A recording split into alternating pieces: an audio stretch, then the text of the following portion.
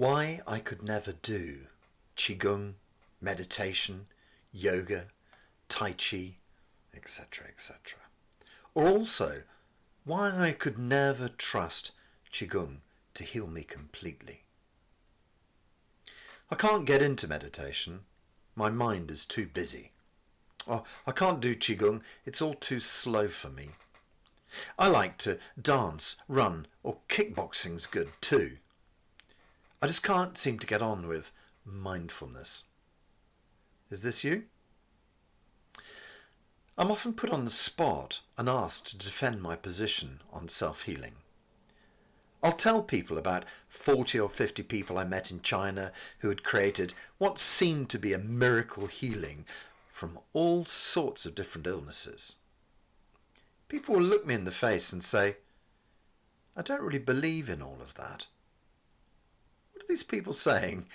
Either I'm mistaken, or I'm a downright liar, or perhaps a miraculous life-changing cures that these people have wrought are false, fake, or a lie. Why would you say that? Well, it's simple. You have no frame of reference that allows you to understand what I've said and allows that to be true. Therefore, it must simply be a lie. Earth remained steadfastly flat until one day it wasn't. Our science is one of black and white. Grey is rejected out of hand. You can't measure qi, the Chinese word for energy. Ipso facto, it must not exist. If I were to suggest that science hasn't advanced far enough to produce a tool to measure it, what would be your reply then? I often mention Anita Moorjani, who experienced a full recovery in 3 weeks from a body riddled with cancer.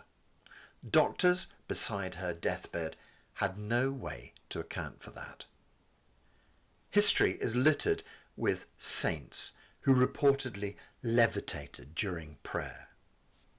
You can read learned articles about a yoga practitioner who stopped his heart in deep meditation for a week and then restarted it and resuscitated. The doctors and their ECG monitors could detect nothing for a week. Well, explain that if you can. How about the story of neurosurgeon Ibn Alexander, who I personally met a few years ago, who will tell you of his miracle return to life, a massive long shot, and his experiences of his death and return. Look, we just have no metrics with which to examine, explain, or measure such things. And if you can't measure it, it can't exist. But it does. Let's look at this self-healing story. I trust my doctor, he'll fix me. There's nothing in the world like Western medicine when it comes to an emergency. If you cut your arm, don't seek out an acupuncturist. Chronic medicine, not so good. Western medicine is pretty much typified between operate and then dose them up. I don't believe that any doctor or nurse ever goes into medicine with the hope that they'll just end up in control of a prescription pad and with few other options. Chronic medicine is a mess. It must be, frankly, rather depressing to be left with steroids, opioids, chemotherapy and radiotherapy as your last resorts. Sometimes it must feel like inviting a patient to a game of Russian roulette. Our doctors protect themselves by telling us that patients have died of cancer. The truth is normally that they have not survived chemotherapy. There are also the groups of people who are frankly scared of doctors. My father refused to see a doctor until the very end of his life, a fear I think garnered in war. Others have seen the debilitating horrors that have been wrought upon their families and friends by the medical fraternity, and they just choose to avoid that route. In China, we discover that not having been indoctrinated by drugs companies and embracing all other types of therapies, that big hospitals offer one of many alternatives. Triage might send you off to an operating theatre, but may just as well send you off for acupuncture. They have all the options available to them. They leave no stone unturned. Qigong and Qigong healing fell out of fashion in China just when it was making amazing strides. It was crippled by a political squabble between a huge Qigong school and the Communist Party. The Qigong school had just got too big, too successful, which stressed the communists. They couldn't be seen to be picking on anybody, so decided that all of Qigong in the whole of China required repressing. The result of this collateral damage was Dr. Pang's Medicines Hospital. It had to be closed. Dr. Pang, the creator of the most up-to-date and scientifically studied Qigong healing modality, was required to stop his work. But not before 250,000 people had found extraordinary cures for their cancer, heart disease and diabetes, to name just a few. I don't think Western medicine should be ruled out of your own personal treatment strategy. Sometimes we become ill and we require instant interventions.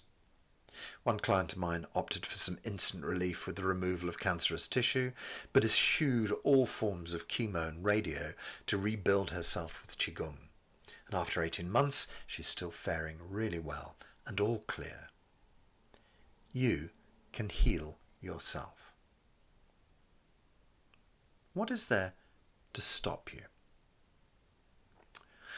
Well, how did you get ill in the first place? I think we can all understand the concept that stress causes illness. Many sources now suggest that 95% of all illness is caused by stress.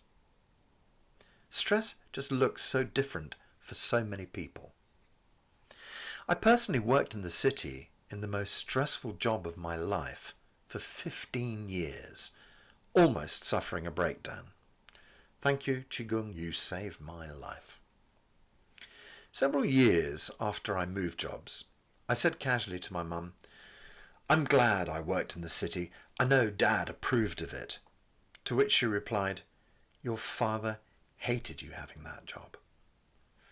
I had filled my life with stress to make my father proud of me, and in so doing had achieved the exact opposite. I'm just lucky to have survived that foolish mistake. My stress was brought on by the pattern of wanting to impress my father. Yes, the city and money broking were the tools, but my father's love was the real reason. Why do we stress ourselves? We want to be loved, to be rich or approved of in the eyes of family or society. We're sold a dream of power, wealth and love that's virtually impossible to attain. Films, books and magazines set us dreaming.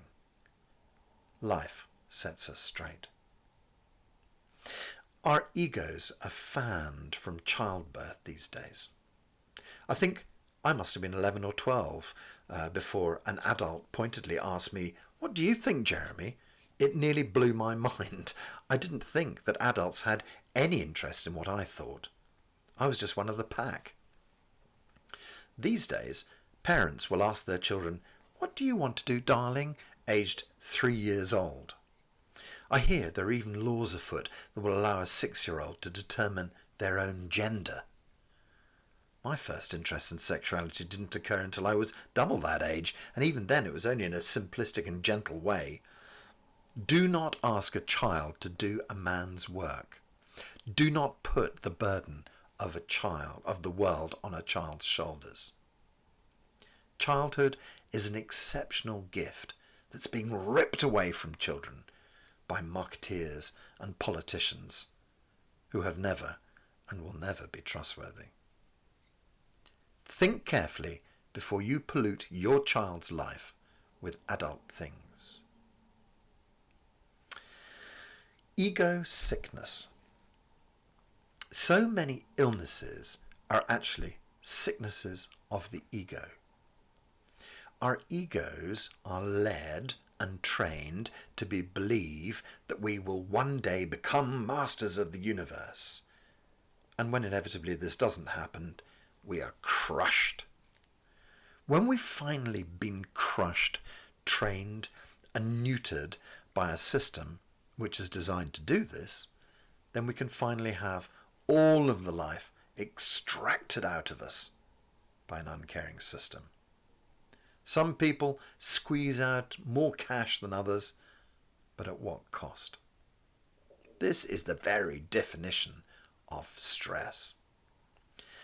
For many centuries, the system offered you happiness in the afterlife. Well, it's a wonderful sales strategy, with virtually nobody returning to claim the money-back guarantee. Thatcher and Reagan broke that and made us live for satisfaction in this life, but only after you had sold your soul to the machine and paid every tax known to man, and then made it past 60 or 62 or 64 or 65, or will that retirement date stop moving so somebody can actually live long enough to achieve it? Sadly, you were sold a dream, this time just a different one. Midlife crisis. Well, this should really be termed waking up and realizing that you were sold a baseless dream and deciding to trash your life, get a new husband, get a new wife, girlfriend, car, etc., etc. Even the midlife crisis has been managed well by the ad men of Madison Avenue.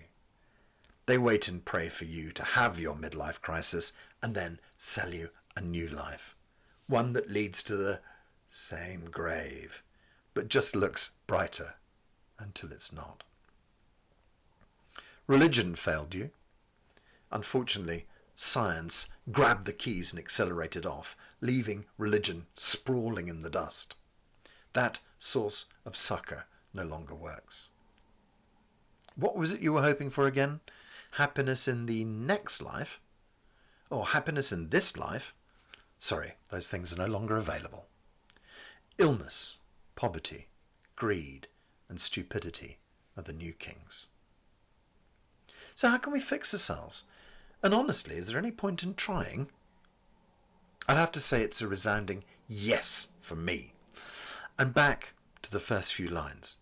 I'm not lying to you about having met people who have cured their cancer and other chronic illnesses themselves. More than that, they've found their inner peace and happiness. They've discovered the real purpose in this life. With inner peace and happiness comes a real understanding of what it's all about. When you start to gain this viewpoint, then you finally start to understand who you are and what part you play and why it's actually fun to be alive. Here's a simple mathematical equation for you. Stress equals death. Fun equals life. Let's be a little bit brutal now. There are 7 billion of us on Earth right now, but there have actually been 107 billion people who have ever lived on this Earth. If you drop down a hole tomorrow, will the Earth come to an end? We really are led to believe that we are super important. But just as you dispatched that slug in your garden yesterday, the slug nation will still keep coming. I don't want to put down Western doctors. Some of them are my best friends. Don't you feel a bit suspicious when people claim that? I'm also not claiming that Qigong is the magic bullet either.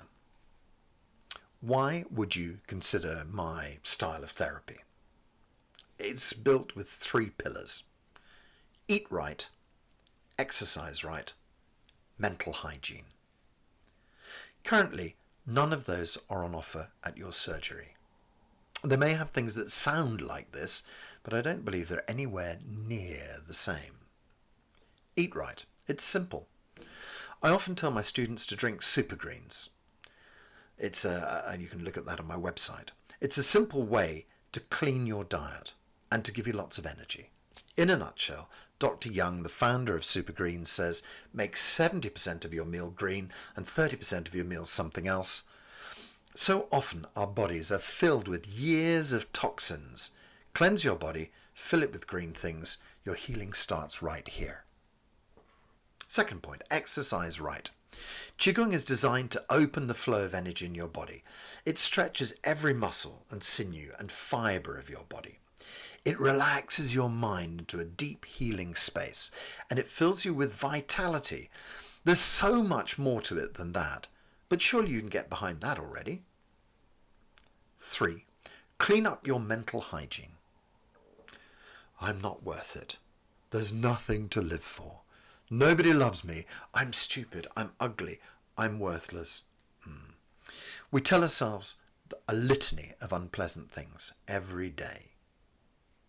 Subconsciously, we have thousands of stories running at the back of our brains about how we could have done better, tried harder, and what the future might hold. Meditation is a simple process. Yes, okay, it's actually difficult. I'm now going to sit you down in front of a quantum computer and ask you to program it. Can you do it for me? I'm guessing not. But if I gave you 20 lessons, you'd start to be quite good. You can't try meditation as delivered in your company tea room by some novice and then declare it's all too difficult. You need professional guidance, and some people might require a lot. Why bother? It's been proven that meditation triggers the system that lessens cortisol, the stress drug. It's been shown that the whole of your parasympathetic nervous system kicks into healing mode when you meditate.